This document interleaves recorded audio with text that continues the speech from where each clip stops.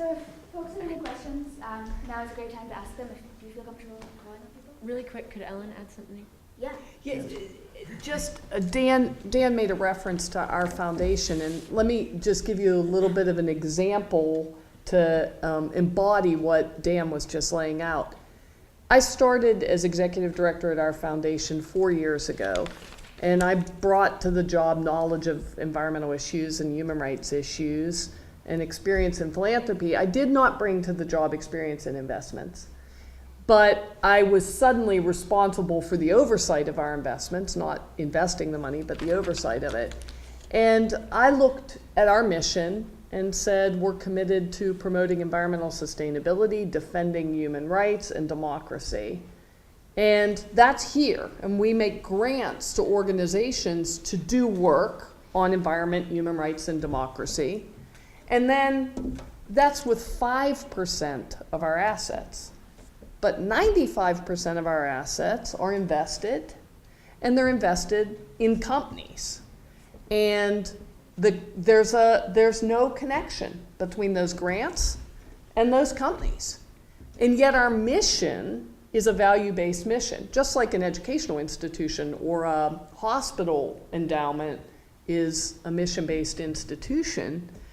Here is the investments in ExxonMobil, Chevron, Barrick Gold. Here is the investments in companies who are the leaders in destroying the environment and violating human rights. That's problematic. So, I said, I got to learn about investments really, really fast. So I did. I'm not an expert, but I put myself on a tutorial and on the socially responsible investment field and movement that was largely born out of the South African experience, but is extremely sophisticated now. And I think what Dan is saying is that the companies of the future, the ones that are going to be the highest performing companies, are actually the ones that understand the political and environmental realities of the world and are leading us forward. The companies of old, based on an old business model, are not going to be the ones that are profiting. Right now, many of them are. And you have to be clear. Some of the oil companies yield tremendous benefits to their investors, not the coal companies. Coal actually is probably not as good an investment. But the point is that you have to be part of changing that system where money can be made while protecting the environment and while advancing human rights and labor rights. And so we took our investments and we said, all right, it's unconscionable for us to have this kind of contradiction, and we're going to change it. And we put 100% of our assets under mission-aligned guidelines. And I maintain that that is our fiduciary responsibility. When you hear the argument, our fiduciary responsibility is to maximize performance. Okay, you got to maximize performance and do good. It's not an either or. And as Dan said, it's a very complex system. The investment system today is very complex. And your money managers can figure out how to yield performance and yield value. Not just economic value, but social value. And it's really up to us to demand that, to put the pressure on them to step out of the old way of doing things, the old way that may benefit some of their friends. Let's be real about this, okay? Follow the money.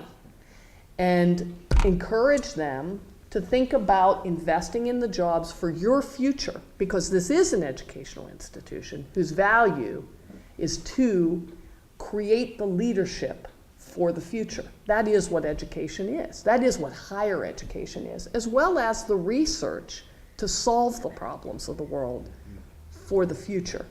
So you're actually asking your institution to just live up to its mission, to say, we know the climate crisis is real. Come on, we actually believe the science. We know climate crisis is real. We know there are health benefits, health consequences of the fossil fuel sector, the fossil fuel industries, and we're going to be part of solving this. And we can do it in a way that will yield the performance and maintain our fiduciary responsibility, but we're going to lead. And the experiences of my foundation to date, it's very early experiment. I'm going to be honest about that. We've put all our money into socially responsible funds or screens or guidelines, and we have our own values that we articulate about the environment and human rights and supporting social movements. Our performance has been fine. Now, if we had put every penny in the oil companies right now, we might have made a little bit more. But we're saying that's unconscionable. We won't be part of that. We will not make money from that, and we have a long-term view. We have the ability to have a long-term view because we're an endowment, just like your university has an endowment. We know that maybe right now, oil will do better, maybe then natural gas. But 20 years from now, that's not where we're going to be making money, because the reality of climate change will be so dramatic. And the resources, the fossil fuel resources, guess what? Oh my God, they're finite. Hello, they're going to run out. Wind, sun, not going to run out. So if you're thinking about the long term, you're invested in the ones that aren't finite. Not that hard.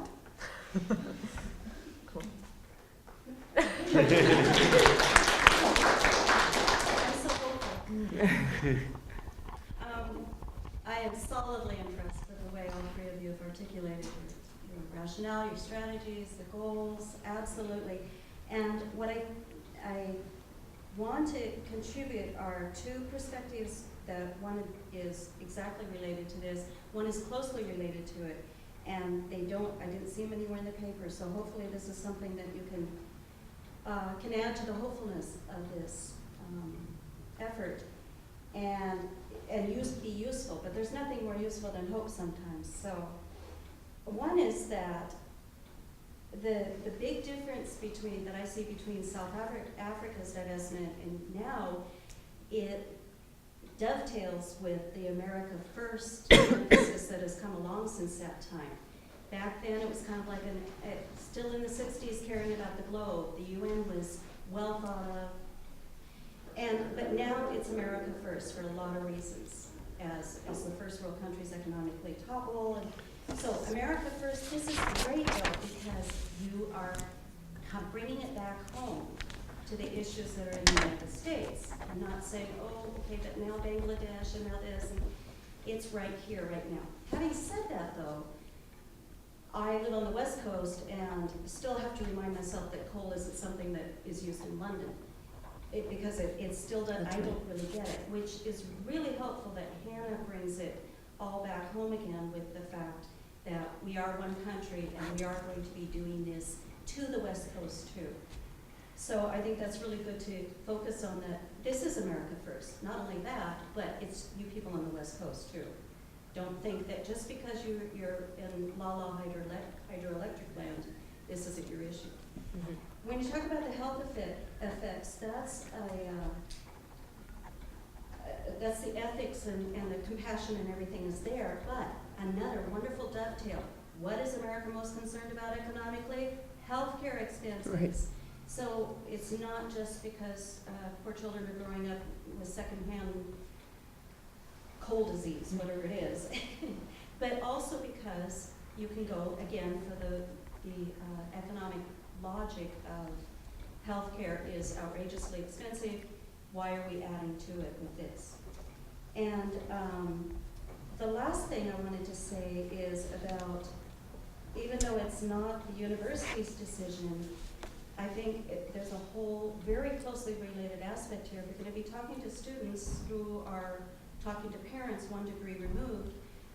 Go for the parents right up front. I don't really know how it works in the rest of the country, but I invest for college in an Oregon 529, which you're very familiar with. And I get to choose my investments, and there is a socially responsible choice among those.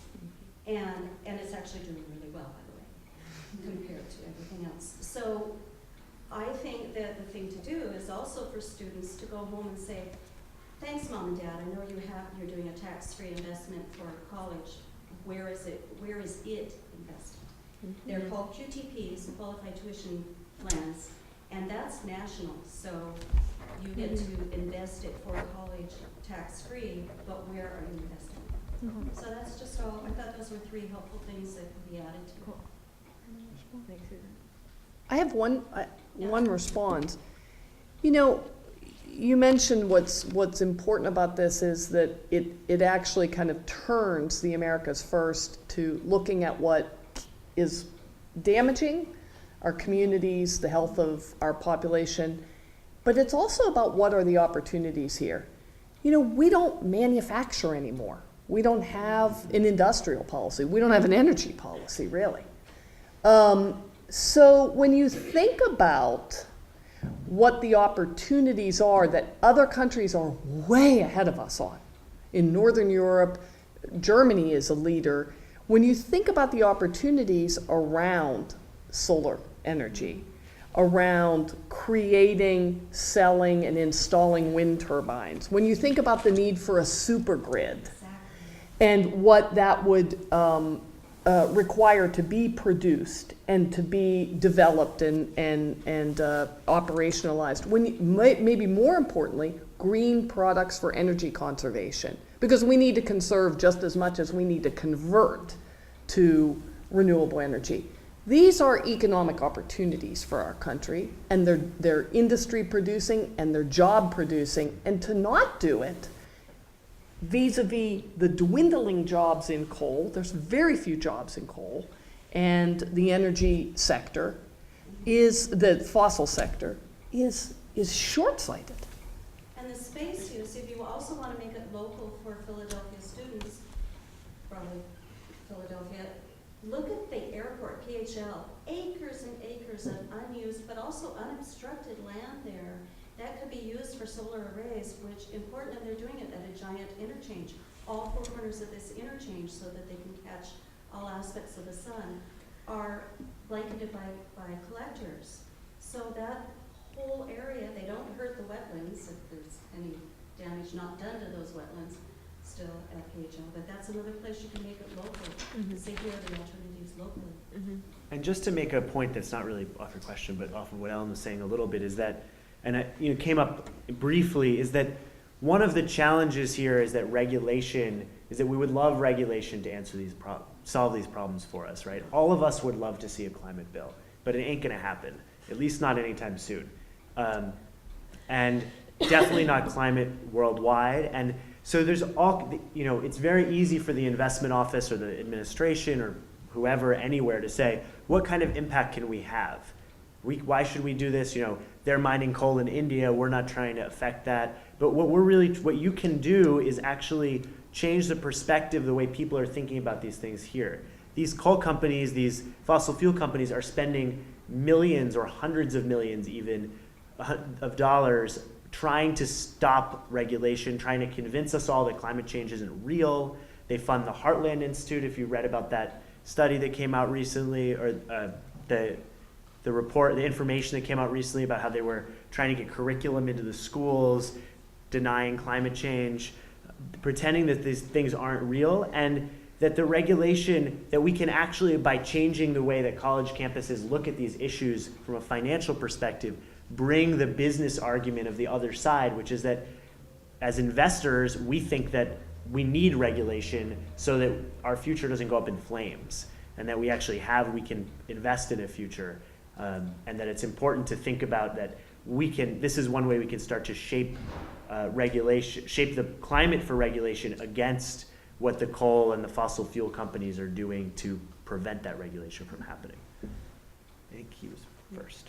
Yeah, I guess I'm interested in the mindset of opponents to the campaign, and I'm wondering, in terms of like a company's bottom line, if divestment changes the fundamental value of their stock, and if so, how that mechanism works. So the easy answer is no, it does not change the fundamental bottom line. It could if lots of other investors do. I don't think that this campaign or any of the divestment campaigns here are saying we are trying to drive the price of Massey's stock down or Arch Coal stock down. Rather, it's much more about changing how other investors look at these things, at these companies, so that we're investing in things more positively. And in the future, making it harder to sort of, I think Ellen has said and others have said, removing these companies' license to operate in the long term so that they really can't keep producing coal. They can't keep destroying mountains. They can't keep burning coal and burning oil and doing new drilling in the Arctic, is the new thing. So that they don't have the opportunity to do that. Not about knocking down their investments, because someone else will invest in place of that in the short term. However, what I think is important to say is, and to question, particularly around coal, and there's a paper that's been produced that looks at both the economic vulnerability of the coal sector, but more importantly, why this is a bad business investment. Coal is not a good investment. And so if you're entrusted with the responsibility of managing investments, this is not actually a place you should put your money. You might make arguments that oil and natural gas right now will bring some benefit. It's also very short term. So, I think what's most important is the moral argument. The second argument is that it changes the political context in which we can look at the health effects of fossil fuels, and we can look at climate change and what's driving climate change, and have a collective national response to these issues, and begin to think about how we do business while also doing well for our society and for societies globally. And we need a paradigm change. And we need this paradigm change. The problem is we have a juggernaut. The power of industry and business today has the power to influence our politics so profoundly that we can't actually get the regulation. We can't actually have the sort of protective measures for human health, for communities, against climate change that we know we need. So, we've got to work on the political power of the companies while we simultaneously invest in the companies of the future. And also kind of speaking to that, we kind of talked about this as we were beginning the campaign, like, will this actually affect these companies? And I think for us, it's not, like Dan has been saying, it's in a chorus of, a bunch of other higher institutions divesting, like maybe it would make a slight change, but really, once again, going back to sort of our unique position as students, like we really have a voice and really can get a lot of attention, and that's kind of a big reason why we wanted to do it, is through a very concrete withdrawal of approval, also using that as a sounding board and sort of a way to really make our voices louder. Yeah, so I actually have a question speaking to that. I have two questions. So my first is, and maybe Dan, you can speak a little bit to this, but it's mostly for Hannah, is what is the vision for what is the vision for potential statements that administrations would be making? And is there a conversation about shareholder resolutions and things like that? For example, I'm not sure if there are institutions where there are student organizations that are calling for negotiation of specific practices that, for example, the coal industry, right, don't use XYZ practice. Let's make a shareholder resolution about that and have input. I'm not sure whether that's also the vision. I'm sure it's varied. Right. So my first question is about what's the vision for kind of the collective voice in addition to kind of the voice that comes from withdrawing funds. Right. And my other question is, what has been your experience with the response from activists that are being most directly affected by the sort of extraction practices? So for the first question, and like you said, I think Dan and Ellen can both speak to this. So we've been told by numerous people that we should consider shareholder resolutions, which is where, as a shareholder, you go and present a resolution, and it's voted on by all the other shareholders. And we've done some research on that, and it is largely ineffective for the kind of change we're looking for. Number one, we're asking extraction companies to stop extracting. And no one who owns stock in a company is going to approve of something that damages the company, as in stopping what they do. So number one, it makes no sense. Number two, for sort of less, maybe we shouldn't phrase it as less, but more incremental change, a lot of these companies are very savvy to shareholder voices coming in and voicing dissent, and have various ways of shutting it down. And I forget what the particular, there's a law, I don't know, anyway. The SEC can throw it out, Right. Basically, a shareholder resolution can be thrown out if it's considered to interfere with the operational capacity of the company. And there's a group of students, or not students, I guess, but student-driven, a group of shareholders who got together and asked ExxonMobil to undergo a study of like environmental and health effects of their practices, and that got shot down. So that wasn't even asking them to change practices. That was just asking them to examine them or produce any sort of study talking about what they affected, and that was shot down. So for what we're looking for, a shareholder resolution just isn't viable. It's just not going to create the sort of change we need. Do you have something? Yeah, I just want to add to that. You know, when my foundation looked at its investments and completely overhauled them, we discussed some foundations just engage in shareholder activism, but they keep their money kind of traditionally invested. But here was my discussion with my board. Do you need to have $20 million to engage in shareholder activism? No, you need a small number of shares that enable you to talk to a company about its practices. You don't need to have 20 million invested in them to do that. And sometimes it's convenient to say we'll engage in shareholder activism, but really we're still pumping our money into that company in a big way. Mm-hmm. And we're complicit in that company's practices. You are. If you're invested in it, you're part of either the problem or you're part of the goods, right? So our position was we had to, we would retain a certain number of shares of stock in companies that we wanted to engage in a sort of shareholder activism with, but that it would only be a limited number, minimal enough to do that. Mm-hmm. And I also agree, shareholder activism might work if you have a company that is only partially invested in fossil fuels and it has a wider energy mix, and you're trying to push them to move more aggressively into renewables or green or clean tech and out of fossil fuels. But many of the companies that have been identified by this campaign, you're going right at their fundamental mission. And it's absolutely right. A shareholder resolution isn't going to get adopted to basically destroy the company's business model. And just building on that a little bit, like, again, just to point out, this is only 16 companies. And so I would say it should be yes and, right? Like, let's engage with the other 500 companies in the portfolio very actively. Mm-hmm. Some of them are fossil fuel companies. Some of them are other kinds of energy companies that would be, that shareholder engagement would help them transition, ideally, from, like, would help them close their coal-fired power plants, like Edison International is closing the power plants in Chicago because of community activism and a little bit of shareholder engagement, and transition those kind of companies to renewable energy, to other kinds of energy sources. And I think so you need to be doing both of those things. If you didn't do, you could easily look at a portfolio and say, we will not invest in any of these companies. They're all producing things and part of the economy, and we don't like that. But I think we all understand, and you very clearly understand by picking 16 companies, that some companies are the problem and some companies are part of the problem and need to be changed. And like, we're going to the endowment will be participating in the economy by investing, and we need to engage with those companies that we do decide to own in the future, with all of them ideally, or all the ones that have problems.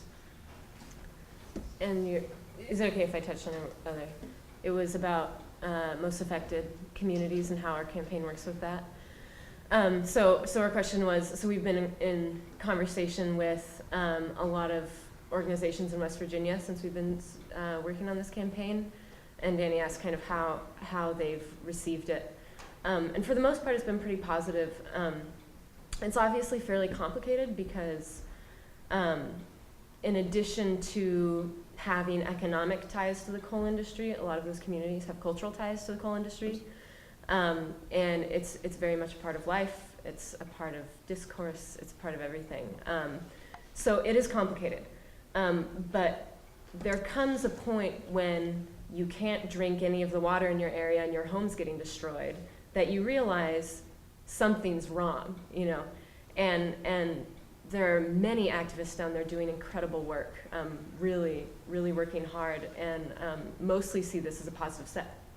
and have been working, there's been a movement against this since the 60s and 70s, but only until quite recently has sort of the outside world even taken notice.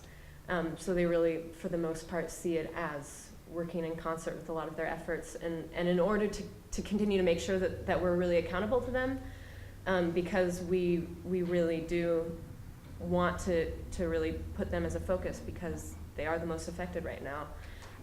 We're actually going down to a meeting in May with a coalition of those groups to really talk about how to create a really productive coalition and relationship with them. So. Question for Hannah. Irrespective of divestment, does it also mean college shouldn't use fossil fuels? Like on its campus? Yeah. I mean, yeah. And why not? I mean, so you're saying we shouldn't. So we need to divest in the use of fossil fuels on campus as well as investment. Yeah. I mean, I would totally agree with that. I think one reason why we're focusing specifically on investments is because the impact is so huge, just because of the sheer amount of money we have in these companies, but I think that's an excellent step as well. That's just, we haven't researched that quite as much. And they're also, it seems like there are other groups on campus kind of working towards that as well. At least the Earthless seems to kind of be, and SESCOM too. Well, I should just say that the prospect for that is not a short term, not anywhere near in the short term. I'd like to get there eventually. Yeah. Society has to transform, and the college has to transform. I mean, almost everything you see around you is related to fossil fuels. Yeah. Fortunately, the electricity isn't as of right now.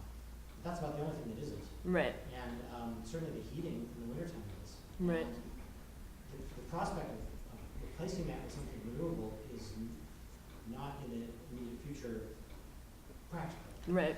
Right. So I want the sort of moral purity of saying, oh, we're not going to touch fossil fuels. We have to drive home tonight, or we have to heat ourselves in the wintertime for the foreseeable future, at least with fossil fuels. Absolutely. Did you have something? Yeah, I totally resonate with this question. Many years ago, I ran the Rachel Carson Institute at Chatham University, which was Rachel Carson's alma mater, and we looked at a kind of comprehensive campus greening. We were able to convert to 100% wind energy, and we got toxins out of the campus, but everything that we use, there's petroleum in products. The thing about divestment, and I urged in my remarks that you think not just about divestment, but you think about divestment and reinvestment, is that by calling on our institutions to divest from the fossil fuels and reinvest, and how the university decides to do that, whether it puts equal or more in renewable energies or green or clean tech, or puts some in community development funds and some in green and clean tech, but it's the moral imperative of divesting and reinvesting that gets capital, investment capital, into the kinds of companies and products that will be developed that could help you be fossil fuel free on this campus in the future. Without that investment capital, we're not going to get to scale quick enough to address the climate problem. We're not going to get to scale quick enough to address the effects of fossil fuels. So I really urge that you think about reinvestment as equally part of the moral imperative so that we can do that. Right now, you couldn't eliminate fossil fuels in a feasible way from every dimension of this campus, other than electricity and maybe a few things. But by seeding money into the industries of the future and that are solving these problems, and companies that are growing now, you're both helping to do that, and you're also creating the jobs for these people as they leave Swarthmore. So to me, it's kind of like this major win-win on the mission of the university and on the operations of the university. And just to point out again that the students here are not calling for moral purity, right? They haven't said divest from every coal and oil and gas company, and I think nobody in this room has any belief that Swarthmore divesting from these 16 companies is going to end the fossil fuel industry by the end of the year or something. But rather making a statement like Swarthmore does by having a climate action plan or by going to wind energy that Swarthmore is moving in the direction of that future, of investing in that future that we see, not saying that future is now, but we're going in that direction and we're working towards that, and we're making a statement that everybody else can participate in. And also. after you divest from those 16, you can engage in shareholder activism with another whole group of companies to help move their business practices. I mean, there's many layers to that onion. So a lot of what members of Mountain Justice have been hearing has been that there's this relationship between the endowment and between financial aid and between divestment. Financial and aid. sort of putting this kind of teleology of divestment and a sacrifice to financial aid. So I'm wondering if all of the panelists could talk about the relationship there and how to maintain sort of our values of social justice across the spectrum. So maintaining commitment to bringing in students who can't necessarily afford the $50,000 that Swarthmore costs, as well as maintaining a commitment to not investing in these companies. I mean, I guess the first thing I'd like to say is that I think I meant to say in my thing, but I didn't, is that is a concern that we as Mountain Justice have really taken to heart and have really wanted to work with. Because of course we're not willing to bar people from coming to Swarthmore because of a divestment campaign. That's not something we're willing to do. That being said, I think Dan has made it pretty clear that it's not an either-or situation at all. And maybe you can speak to that more. Sure. I mean, and I think Wallace Global is a good example where they've done this already, and Ellen's sitting here today. She made I didn't get fired. Made it here. I didn't get fired on but performance is okay. Again, I think the easiest answer, which is not the only one, is that when Swarthmore loses money in the markets anyway, do they cut financial aid? Like do they say, does anyone hold them and say, oh, your investment decisions, the investment decisions of the trustees have caused us to have to cut financial aid? They don't take accountability for that this way. So why should you have to take accountability for the bad investment decisions that they've made after divestment? That aside, I don't think you do not have to have, you can make good investments even after you've divested. There's plenty of companies that can make just as much money, and nobody can promise anything because this is the future, but can make money as much as any of these 16 companies have or will. And it's about picking good investments, not about investing in these 16 companies. And it's a false choice. And I think even if you did assume that, you'd have to make, they're making some assumptions that just aren't true. They could lose plenty of money in plenty of other ways. And I think this is an opportunity to actually do both and show that you can be successful and have lots of people be able to attend on scholarships. And it's a great opportunity to do that. And those people not feel like that they're attending on scholarships that are paid for by extraction of fossil fuels. Right. Also, our operating budget as a college, I don't know the exact number or percentage, is only a portion of the endowment. And so that sort of direct correlation is kind of a rhetorical trick.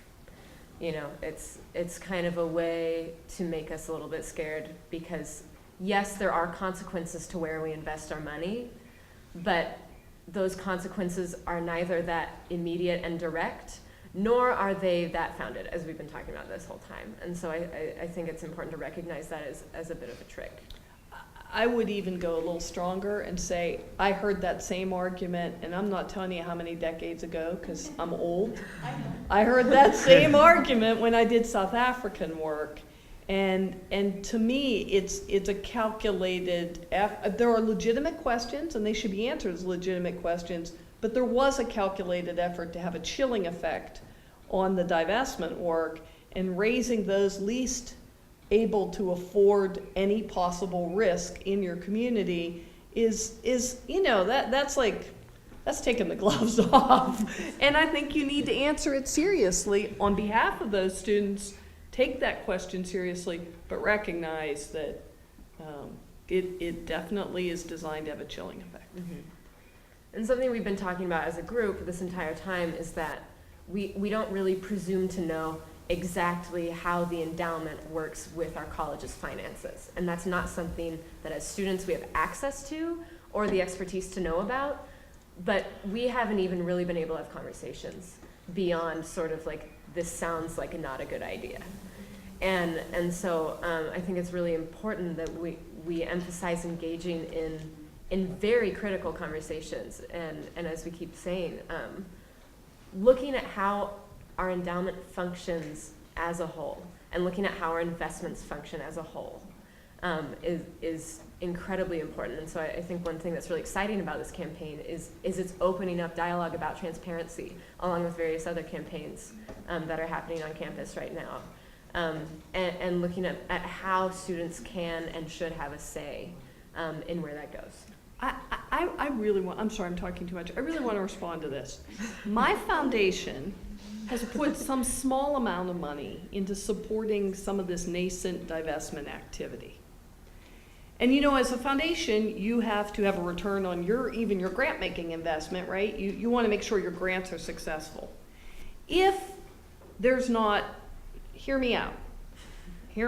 If there's not one single divestment of a university from fossil fuels or from coal, but college campuses debate where their investments are, college activists and non-activists learn about economic power and how it affects institutions that you're part of, and you get more sophisticated understanding of power relationships in institutions, and you learn more about how to influence and establish accountability for institutions that you're a part, I can say we had successful grants. That doesn't mean I don't think that divestment is going to occur, because I'm looking at these phenomenal activists who are on the front line of an incredible moral campaign. And it is the moral campaign of your generation and my daughter, who's 13, and every day I look at her and say, I have no idea what the world will be confronting when she is 40 years old or 50 years old. The food shortages, the droughts, the tsunamis of natural disasters that are going to occur, what that might mean in her personal life. I look at that and I say, I know that you will be successful because you are on the front line of the moral arc, without question. You might not be successful this year. The apartheid divestment movement took many years. However, we were successful. We were successful in getting our institutions to divest, and we were successful in putting pressure on American companies that withdrew from South Africa and who said we cannot benefit from this racist system that violated fundamental human rights, and it put so much economic pressure on that government it was forced to change. So I believe in what this can do, but even if you don't succeed in getting your institution to divest while you're at this college, what you're learning from that and the skills that you're getting from that and what you're contributing to as being part of a moral campaign is invaluable. So I think we don't really have much more time for questions, so I'm going to cut it off here. But we're all, well, the panelists and a lot of MJ members are heading over to Charvel's for dinner. So if you have more questions, you can come with us and continue the conversation there. So thank you very much for speaking. Thank you.